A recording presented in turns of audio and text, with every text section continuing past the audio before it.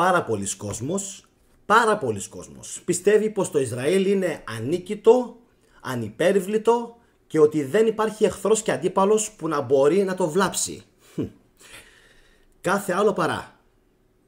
Καμία από τις προηγούμενες δηλώσεις δεν είναι κοντά στην αλήθεια και την πραγματικότητα. Και αυτό διότι όσοι ξέρουν 5 πράγματα τα οποία θα σας πω σήμερα θα καταλάβουν και έχουν ήδη εμπεδώσει βασικά πως το Ισραήλ έχει τεράστιες αδυναμίες, έχει πολλά προβλήματα και δεν είναι αυτό το τέλος πάντων παντοδύναμο κράτος που το διαφημίζουν μερικοί.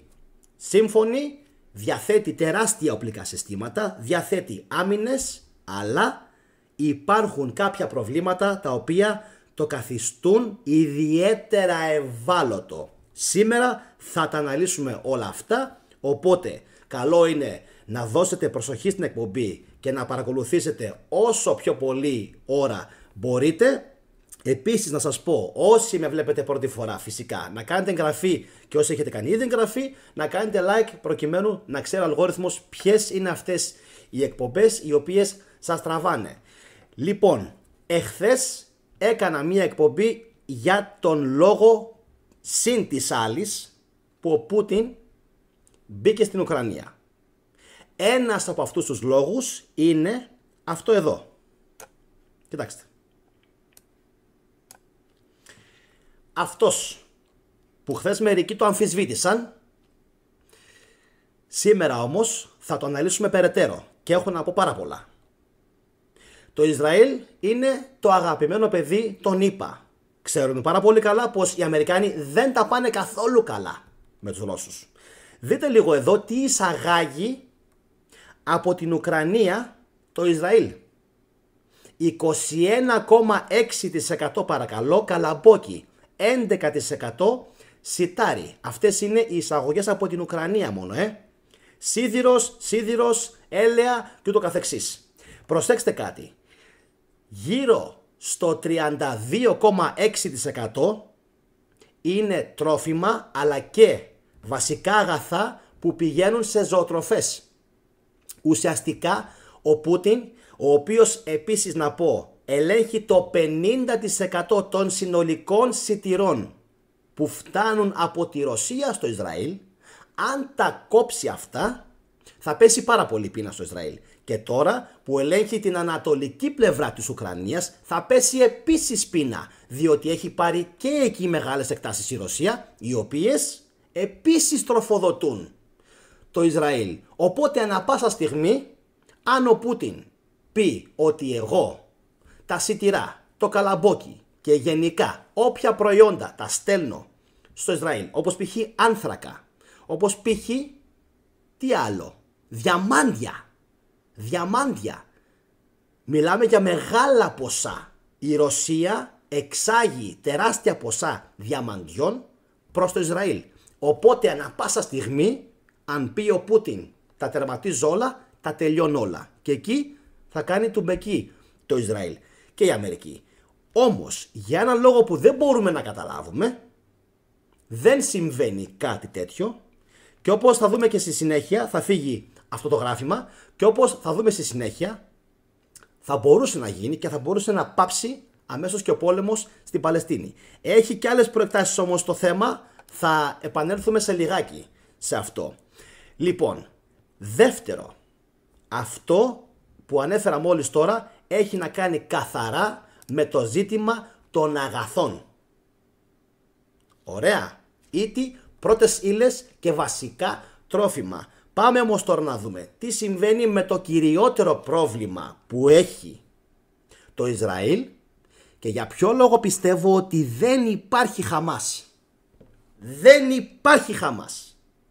Κόβω ό,τι έχω πάνω μου. Το πετάω στα σκυλιά. Δεν υπάρχει Χαμάς. Με την έννοια που μας την έχουν πει ότι η Χαμάς μάχεται και καλά για την απελευθέρωση του Παλαιστινιακού λαού και αυτές όλες τις μπουρδες που μας έχουν ταΐσει αυτές τις μέρες στην τηλεόραση, δεν πιστεύω τίποτα.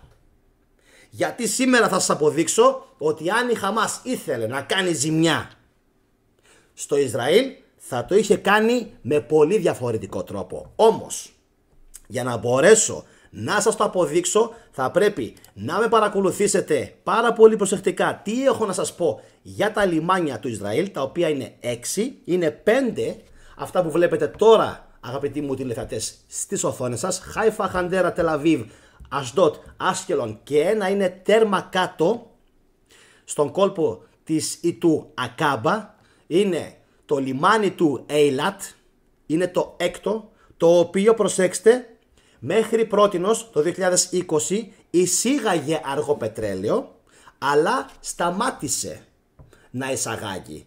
Και για το πετρέλαιο θα αναφερθώ σε λιγάκι. Όμως τώρα έχω να σας μιλήσω για τα λιμάνια, οπότε πάμε να δούμε για ποιο λόγο τα λιμάνια είναι τόσο πολύ σημαντικά και τόσο ζωτικά για να παίρνει ανάσα το Ισραήλ και για να υπάρχει το Ισραήλ. Και σε λιγάκι θα σας αναλύσω, όπως σας υποσχέθηκα, ότι αν η Χαμάς ήθελε να κάνει ζημιά, και αν εγώ ήμουνα π.χ.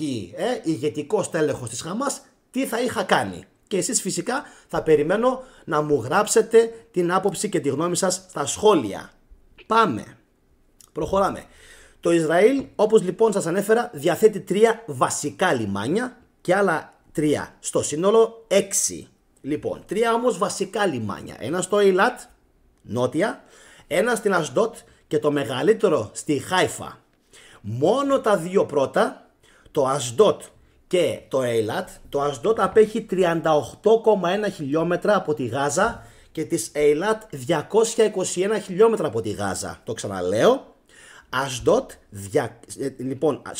Ασδότ 38,1 χιλιόμετρα και Έιλατ 221 χιλιόμετρα από τη Γάζα. Βλέπουμε λοιπόν σε πρώτη φάση πως το λιμάνι του Ασδότ είναι σχετικά κοντά στη Γάζα. Αυτά λοιπόν τα 2 εξυπηρετούν την βιομηχανία της αγροτοκτηνοτροφίας, γεγονός που τα καθιστά πάρα πολύ σημαντικά. Και το λιμάνι λοιπόν του Έιλατ, αλλά ιδίως του Ασδότ, όπως βλέπουμε.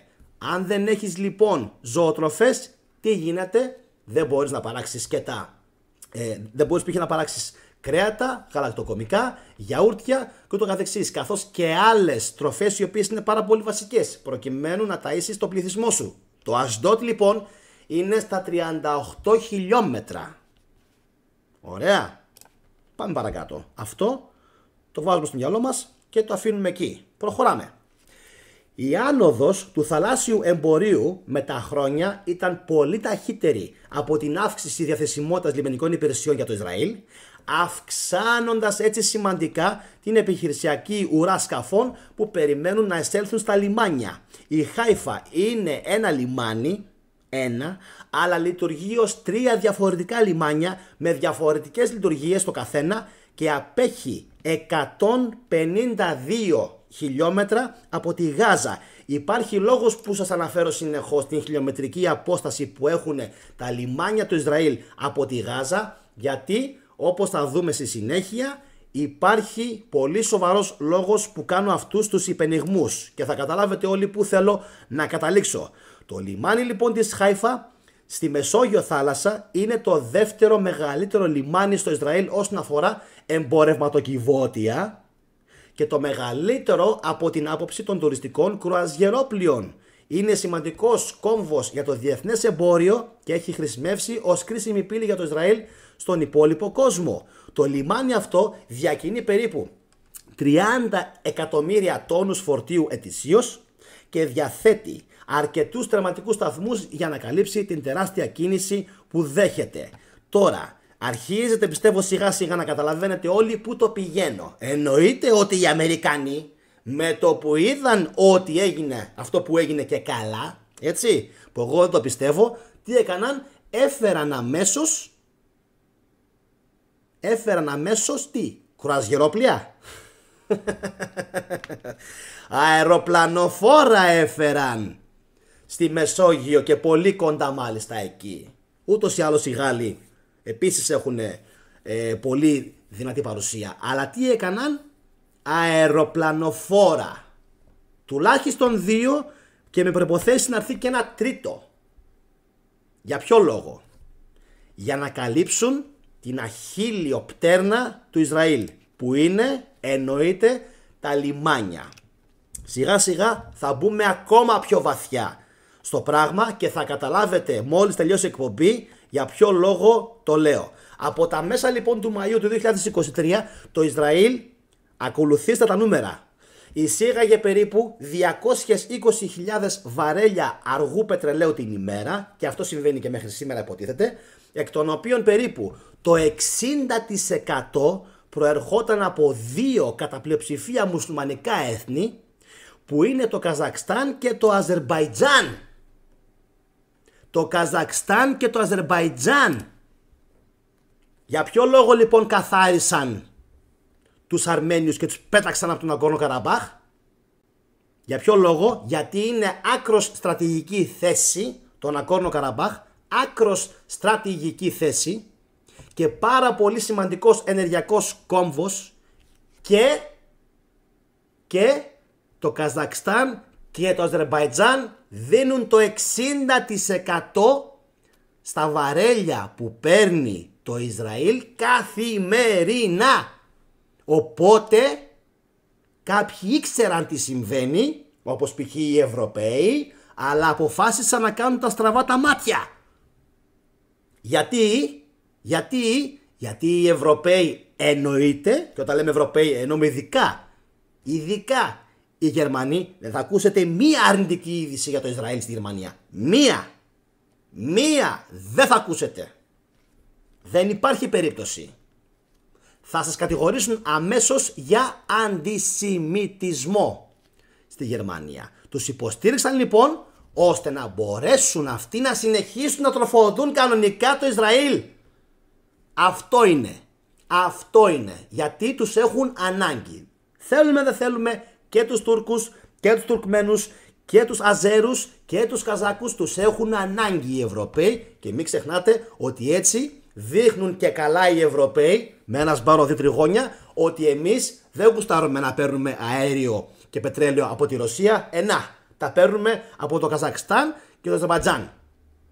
Εντάξει, επαναλαμβάνω ότι και το Ισραήλ παίρνει το 60% των εισαγωγών του, που είναι άκρως ζωτικά για να μπορεί να αναπνέει το Ισραήλ. Η παραγωγή λοιπόν της Δυτικής Αφρικής, και συνεχίζω, όπως π.χ. η Γκαμπόν, είναι άλλοι μεγάλοι προμηθευτές. Εκτός λοιπόν από Καζακστάν και Αζερμπαϊτζάν υπάρχει και η Γκαμπόν, καθώς επίσης και άλλες χώρες, επαναλαμβάνω, της Δυτικής Αφρικής, νομίζω και η Νιγηρία, που στέλνουν στο Ισραήλ αργό πετρέλαιο.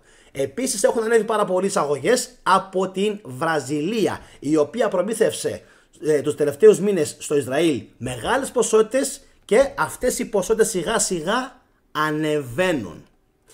Τώρα πάμε να δούμε ποιο είναι το κυριότερο λιμάνι, δικιά μου γνώμη, που το Ισραήλ κρέμεται κυριολεκτικά από πάνω του. Και φυσικά πως κολλάει με όσα συνέβησαν στις 7 Οκτωβρίου. Πάμε, διαβάζω. Ένα πιο πιεστικό ζήτημα για το Ισραήλ είναι η διασφάλιση των λιμανιών πετρελαίου και των κοντινών υδάτων, ώστε οι εισαγωγές να μπορούν να εισέλθουν με ασφάλεια. Διαθέτει 3 τερματικούς σταθμούς εισαγωγής αργού πετρελαίου. Άσκελον και Χάιφα στη Μεσόγειο και Έιλατ στην Ερυθρά θάλασσα. Όμως, υπάρχει ένα όμως. Στο Έιλατ δεν έχει γίνει καμία εισαγωγή από το 2020. Οπότε τα δύο λιμάνια τα οποία προμηθεύουν το Ισραήλ με αργό πετρέλαιο είναι της Χάιφα πάνω και Άσκελον κάτω. Σε λιγάκι θα δούμε πόσο απέχει το Άσκελον, η Ασκαλώνα, από τη Γάζα. Και θα δούμε επίσης πόσο σημαντικό είναι αυτό το λιμάνι για το Ισραήλ και πόσο ζωτικό είναι, και τι θα έκανα εγώ αν ήμουν στη θέση των Παλαιστίνιων, υποτίθεται, που έκαναν την επίθεση. Πάμε και συνεχίζω. Κρατηθείτε. Το Άσκελον, ο σημαντικότερος από τους τερματικούς σταθμούς εισαγωγής πετρελαίου του Ισραήλ, διακινεί περίπου, ακούστε, 180.000 βαρέλια την ημέρα. 180.000 βαρέλια την ημέρα. Είναι κοντά στη Γάζα, 21,2 χιλιόμετρα, πιο κοντά από οποιοδήποτε άλλο λιμάνι, και έκλεισε λίγο μετά την επίθεση της Χαμάς στο Ισραήλ στις 7 Οκτωβρίου. Διαβάζω. Δεν ξέρω αν είναι τώρα ενεργό.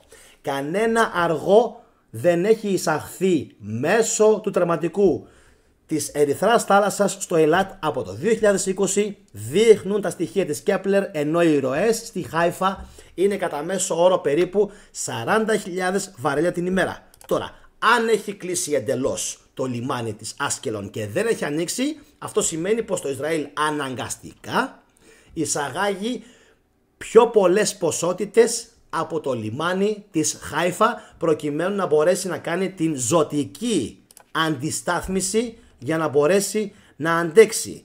Και τώρα θα σας δείξω και αυτό εδώ, το γράφημα. Αυτό εδώ είναι τα αποθέματα που έχει το Ισραήλ, και προσέξτε, 13.953.000 βαρέλια είναι το απόθεμα που έχει το Ισραήλ. Αν δεν ξέρετε, κάποιος μπορεί να πει «Wow, είναι πάρα πολλά». Δεν είναι καθόλου πολλά. Καθόλου. Ή όπως λέει ο φίλος μου, καθόλου. Καθόλου πολλά. Είναι για 2 μήνες προμήθεια. Το Ισραήλ παράγει την ημέρα μόνο του 5.977 βαρέλια. Αυτό είναι. Αργό πετρέλαιο. Μόνο. Έτσι. Καταναλώνει, και τώρα μπαίνουμε στο χειμώνα, καταναλώνει 236.249 βαρέλια την ημέρα. Εισαγάγει 217.657, το ανέφερα πριν από λίγο. Άσκελον 180.000, Χάιφα 40.000. Έκλεισε το Άσκελον και δεν ξέρουμε τώρα αν συνεχίζει να παίρνει κανονικά από την Χάιφα όλες του τις ποσότητες που χρειάζεται. Και τι βλέπουμε? Daily deficit μείον 230.000. Ουσιαστικά λοιπόν το Ισραήλ χρειάζεται καθημερινά 230.000 και κάτι βαρέλια. Αν κάνουμε τη διαίρεση των αποθεμάτων που έχει 13.953 με το 2.30 την ημέρα, είναι περίπου 60 μέρες, είναι περίπου 2 μήνες. Αυτά είναι τα αποθέματα. Και φυσικά θα απορείτε για ποιο λόγο το λέω αυτό το πράγμα. Πάρα πολύ απλά. Αν ήμουνα εγώ, και έρχομαι πιστεύω εγώ στο πιο κομβικό σημείο της ημέρας, αν ήμουνα εγώ Χαμάς, έτσι, τι θα έκανα? Τι θα έκανα? Ποιο είναι το πιο σημαντικό λιμάνι τους? Άσκελον. Ωραία. Πήγαν εκεί και μου πήρανε τα χαμομύρους και σκότωσαν και έκαναν και έραναν και μπουρδες, πράσινα άλογα, βλακίες, σαχλαμάρες. Αν ήθελαν να κάνουν ζημιά, θα έκαναν το εξής. Πάρα πολύ απλό. Νούμερο 1. Φουλ επίθεση με τοπική επίθεση στο λιμάνι της Ασκαλώνας και της Χάιφα. Της Χάιφα όμως είναι πιο μακριά. Είναι 152 χιλιόμετρα μακριά από τη Γάζα. Ναι, αλλά τα δύο λιμάνια, Ασντότ και Άσκελον, που είναι πάρα πολύ σημαντικά. Ασντότ γιατί εισαγάγουν τρόφιμα και Ασκαλώνα γιατί εισαγάγουν πετρέλαιο, γιατί χωρίς πετρέλαιο δεν δουλεύει τίποτα. Θα τους είχαν γονατίσει, θα τους είχαν εξαφανίσει, διότι θα είχαν πρόβλημα και με τις εφεδρίες και θα αναγκάζονταν μετά οι ΗΠΑ και όποιες άλλες μεγάλες δυνάμεις είναι μαζί με το Ισραήλ να κάνουν τους μπράβους σε ένα σωρό δεξαμενόπλια, ωραία, και να βοηθήσουν να υπάρξει τροφοδοσία. Πώς όμως θα υπήρχε τροφοδοσία? Και εδώ είναι που χτυπιέμαι τώρα. Αν τους είχαν ρημάξει, υποτίθεται η Χαμάς, αν τους είχαν ρημάξει τους σταθμούς τροφοδοσίας που είναι σε 3 σημεία για αργό πετρέλαιο, τελείως τους είχαν ρημάξει.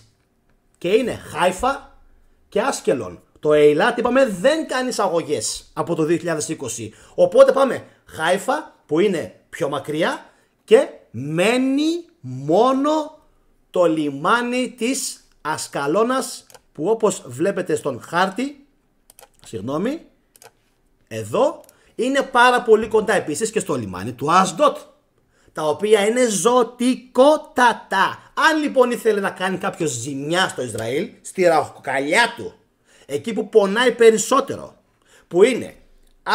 εισαγωγές τροφίμων, πρώτων υλών, βασικών αγαθών, Ασντότ, β. Άσκελον, πετρέλαιο, δεν δουλεύει τίποτα σχεδόν χωρίς πετρέλαιο, θα έκαναν το πάρα πολύ απλό. Full επίθεση σε αυτά τα δύο τα λιμάνια. Θα κατέστρεφα, θα σαμποτάριζα τα πάντα. Θα τους διέλυα όλες τους τις υποδομές και δεν θα πήγαινα να πάρω ομήρους και βλακίες. Αυτά είναι μπουρδες. Δεν τα πιστεύω. Ποιος τα πιστεύει αυτά τα πράγματα? Θα μπορούσαν να τους γονατίσουν κατευθείαν. Δεν θα δούλευε τίποτα. Να χέσω εγώ και Iron Dome και το ένα και το άλλο και τα πάντσερ τους. Τι να τα κάνεις αν δεν μπορείς να τα τροφοδοτήσεις? Τι να τα κάνεις? Τα οχήματα, τεχνητές νοημοσύνες, όλα αυτά θέλουν ηλεκτρισμό, θέλουν πετρέλαιο για να δουλέψουνε. Ο κόσμος πρέπει να φάει για να πολεμήσει. Αν λοιπόν όλα αυτά τα έκαναν σωστά οι Παλαιστίνοι, υποτίθεται, που δεν το πιστεύω, επαναλαμβάνω, θα τους είχαν γονατίσει. Και έπεφτε και Σάββατο. Μάγκες μου, ο Ισραηλινός το Σάββατο δεν επιτρέπεται να κάνει τίποτα, χτυπιέμαι. Τίποτα δεν επιτρέπεται να κάνει. Το ξέρετε αυτό? Το ξέρετε? Δεν μπορούν ούτε να ανάψουν ένα φως. Τους απαγορεύεται. Πώς? Δεν μιλάμε τώρα να κάνουν άλλα πράγματα. Είναι τρομερά δύσκολο. Το Σάββατο που έγινε η επίθεση, ο Ισραηλινός να πάρει τα όπλα και καλά και να πολεμήσει, πόσο μάλλον. Εδώ δεν τους αφήνουν να κάνουν τίποτα απολύτως οι ραβίνοι το Σάββατο. Τρως, πίνεις, ξεκουράζεσαι, αγκαλιάζεσαι με τη γυναίκα σου. Αυτά είναι. Δεν επισκευάζεις τίποτα, δεν φτιάχνεις τίποτα. Άρα λοιπόν κάτι δεν πάει καλά σε αυτό όλο το παραμύθι το οποίο μας έχουν πουλήσει αυτό το διάστημα. Αν ήθελαν οι Παλαιστίνοι να τους κάνουν ζημιά, να πώς θα την έκαναν. Αν έχετε αμφιβολίες, πάρτε το βίντεο μου, στείλτε το, κοινοποιήστε το σε όποιον πιστεύει ότι είναι πιο έξυπνος από μένα, όποιος έχει κάτι καλύτερο να μου πει ή όποιος θέλει επίσης να το καταρρύψει, αλλά είναι ακατάρρυπτο αυτό που λέω. Γιατί είναι, επαναλαμβάνω, δίπλα ακριβώς από το Άσκελον και το Ασντότ η Γάζα. 21 χιλιόμετρα δεν είναι τίποτα. Τίποτα δεν είναι. Όπως λοιπόν έκαναν αυτήν την υποτιθέμενη καταδρομή στα κιμπούτς και έκαναν όλα αυτά που έκαναν, δεν υπήρχε λόγος να σκοτώσεις, να πάρεις ομήρους και καλά. Και καλά. Αν δεν έχετε δει άλλες με κουμπές, δείτε τες, γιατί όλα αυτά είναι και καλά. Γνώμη μου πάντα, και καλά. Λοιπόν, αντί λοιπόν να τα κάνεις όλα αυτά, δεν χρειάζεται, πας και τον βαράς κατευθείαν εκεί που πονάει.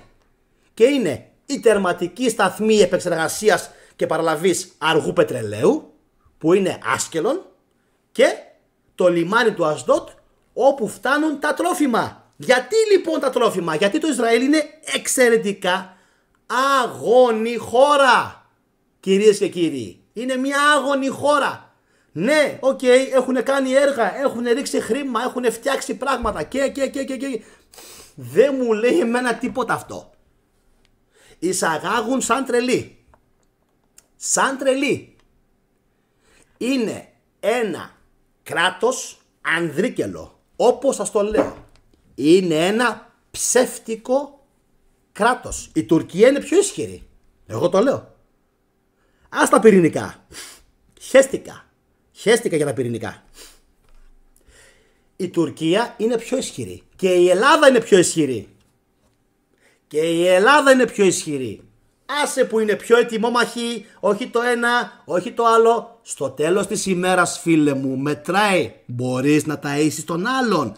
Από πού παίρνεις πετρέλαιο, από πού παίρνεις φυσικό αέριο, μήπως θα κρυώσεις, μήπως θα ψοφήσεις από το κρύο, μήπως δεν θα έχεις να κουνήσεις τα πάντσερ σου, τα τάγκ σου, τα ελικόπτερά σου, τα αυτοκίνητά σου, τα οχήματά σου. Μήπως δεν θα έχεις όλα αυτά να τα λειτουργήσεις. Σε αυτό λοιπόν το επίπεδο η Ελλάδα είναι πάρα πολύ καλύτερα. Πάρα πολύ καλύτερα. Και πιο θωρακισμένη. Άσχετα από αυτή είναι ετοιμόμαχοι, είναι γαμάτοι, είναι δυνατοί, είναι ωραίοι, ναι, έχουν τα πάντα. Είναι συνεχώς στην τζίτα. Αλλά τι να το κάνω εγώ όταν ο Παλαιστίνιος μπορούσε και καλά να περάσει το φράχτη, super AI φράχτης, να μπει και να μου κάνει αυτή τη ζημιά. Όχι, φίλε μου. Θα σας στεναχωρήσω. Πρώτον, οι Παλαιστίνοι είναι πολύ καλύτεροι από τους Ισραηλινούς. Δεν υπήρχε περίπτωση να κάνουν τέτοια δολιοφθορά και σαμποτάζ στο Ισραήλ. Γιατί δεν είναι τέτοιοι άνθρωποι. Ναι. Ας είναι Άραβες, ας είναι Μουσουλμάνοι. Έχουν και χριστιανούς και Εβραίους. Ας είναι. Δεν είναι τέτοιοι άνθρωποι να κάνουν τέτοια πράγματα. Δεν έχουν τέτοια ιδεολογία. Δεν έχουν τέτοια ηθική. Είναι καλύτεροι. Είναι πολύ καλύτεροι από τους άλλους. Όσο και αν μερικοί τους υποστηρίζουν τους Ισραηλινούς.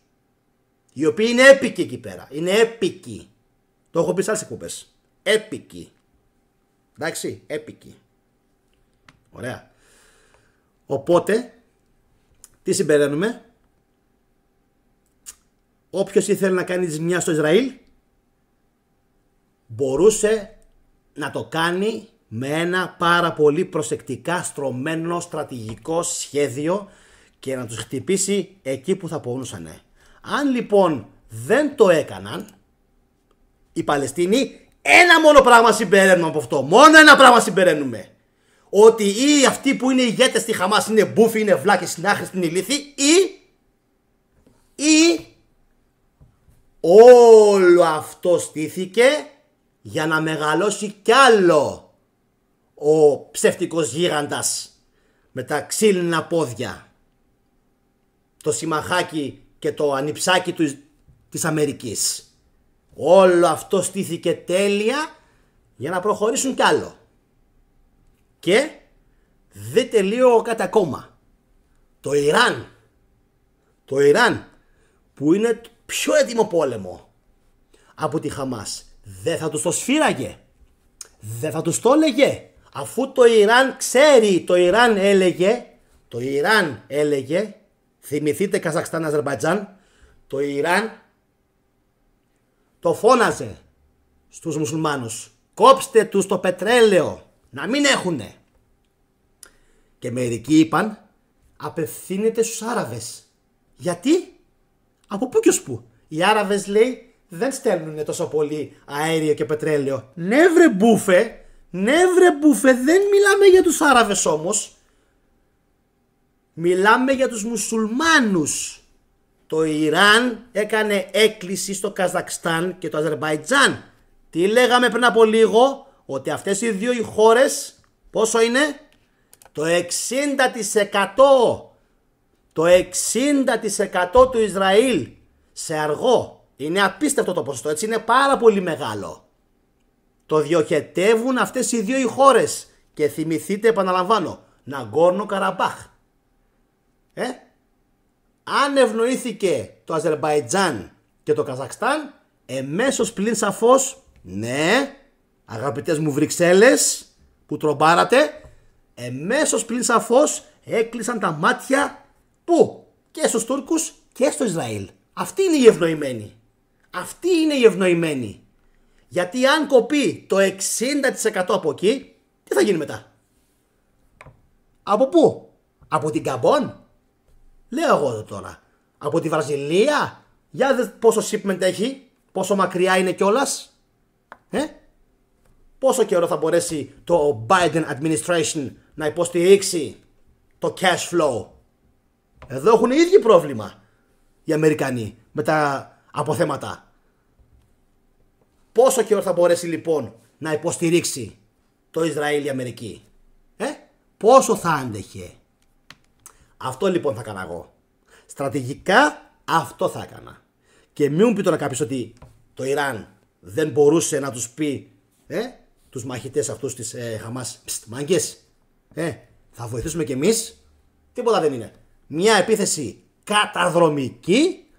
Χτυπάμε Ασδότ, Άσκελον και μετά ας προσπαθήσει το Ισραήλ να τα βγάλει πέρα με το λιμάνι της Χάιφα. Άντε γεια. Αφού το Έιλατ δεν εισαγάγει, θα τους είχαν διαλύσει. Θα έκαναν φυσικά πάλι επίθεση και αυτά, αλλά τι, θα είχαν να συνυπολογίσουν ότι εγώ τώρα να μου πάει. Εγώ σε 2 μήνες δεν έχω. Σε 2 μήνες και σκεφτείτε κάτι ακόμα που δεν έχουμε σκεφτεί. Μπαίνει χειμώνας, σωστά, μπαίνει χειμώνας, μπορεί να αυξηθούν κι άλλο η χρήση. Μπορεί να αυξηθεί κι άλλο η χρήση που κάνει σε πετρέλαιο το Ισραήλ και φυσικά όταν έχεις πόλεμο τι γίνεται, αυξάνεται περισσότερο η κατανάλωση. Λογικό δεν είναι? Και φυσικά θα βοηθούσε και το Ιράν την Παλαιστίνη. Θα έδινε. Έχετε δει εσείς Άραβες ή Ιρανούς ή γενικά αυτό το διάστημα να κάνουν κάτι? Έχουν στείλει στρατό μήπως στη Γάζα και μου ξέφυγε κάτι εμένα? Όχι. Όχι και όχι. Έκαναν εκεί μια σύνοδο, είπανε 5-10 κοτσάνες. Ναι, εμείς οι μουσουλμάνοι, τα αδέρφια, κάτι πρέπει να κάνουμε. Εντάξει, και όταν ακούω εγώ τέτοιες δηλώσεις, ξέρετε, λέω οκ, καλά είμαστε. Δεν πρόκειται να βοηθήσουν ποτέ. Αυτό είναι. Δεν πρόκειται να βοηθήσουν ποτέ. Και τώρα ποζάρουνε μπροστά από κάτι λέει εκεί πέρα και καλά κοινοβούλιο της Χαμάς, βλακίες, και τώρα βομβαρδίζουν κι άλλο νοσοκομείο. Κι άλλο, το Αλσίφα, κι άλλο. Και η ευρωπαϊκή κοινή γνώμη κάθεται και τους κοιτάει. Κάθονται οι Ευρωπαίοι εκεί σαν κοιμισμένα, σαν αποβλακωμένα. Και δεν κάνει κανείς τίποτα. Γιατί δεν ξέρουν να εκτιμάνε τη ζωή. Δεν ξέρουν οι Ευρωπαίοι να εκτιμάνε τη ζωή. Δεν ξέρουν. Και επειδή πάρα πολλοί Έλληνες μίλησαν, τι είναι μωρέ Παλαιστίνη και σιγά τώρα Άραβες είναι, μην τρελαίνεστε, έχουν και λίγη φλέβα κριτική ακόμα. Λίγη κριτική φλέβα επέζησε. Μπορεί να μην είναι όλοι, έχουν και Άραβες, αλλά λίγη, ξέρω τι λέω. Λίγη κριτική φλέβα, να ξέρετε, επέζησε. Ξέρω, βλέπω. Δεν είμαι χαζός. Λίγη κριτική φλέβα υπάρχει ακόμα εκεί. Λοιπόν, τόσο εύκολα δεν θα το βάλουν κάτω. Τώρα, από εκεί και πέρα, εμένα με στεναχωρεί που οι Έλληνες ξεχνάνε ότι το 21 και σε πολλούς πολέμους των Έλληνων ήρθαν ξένοι φιλέλληνες και βοήθησαν τους Έλληνες. Ξένοι φιλέλληνες και βοήθησαν τους Έλληνες. Οπότε και εμείς κανονικά, εφόσον δικαιωματικά, εκεί πέρα όλο αυτό που τώρα το βλέπετε με τη σημαία του Ισραήλ, θα έπρεπε να έχει άλλη σημαία κανονικά. Απλά το έβαλα σήμερα για λόγους διευκόλυνσης του βίντεο. Θα έπρεπε όλοι έστω και δια του λόγου να σταθούμε δίπλα στην Παλαιστίνη. Αυτή είναι η δικιά μου η ταπεινή γνώμη. Αν έχετε εσείς κάποια άλλη φυσικά γνώμη, μου τη γράφετε κάτω στα σχόλια και φυσικά ευχαρίστως εγώ θα σας απαντήσω. Αυτά είχα να σας πω. Κάντε like αν η εκπομπή σας άρεσε, κοινοποιήστε την για να την δούνε κι άλλα άτομα. Είναι πάρα πολύ σημαντικό να την κοινοποιήσετε μέσω Facebook, μέσω Viber, social media, οτιδήποτε σας βολεύει περισσότερο. Κάντε εγγραφή στο κανάλι όσοι με βλέπετε πρώτη φορά και φυσικά παρακολουθήστε πριν φύγετε και άλλα βίντεο είτε στο κανάλι το δικό μου είτε στο YouTube. Αυτά είχα να σας πω, παιδιά. Εύχομαι σε όλους καλή ξεκούραση, καλά μυαλά. Ελπίζω η ανάλυση μου να σας κάλυψε και να μην πέφτουμε στην παγίδα της μπουρδολογίας που μας ταΐζουν κάθε μέρα τα κανάλια. Αυτά. Τα σέβη μου, να είστε όλοι καλά. Εύχομαι ένα όμορφο βράδυ σε όλους. Γεια σας.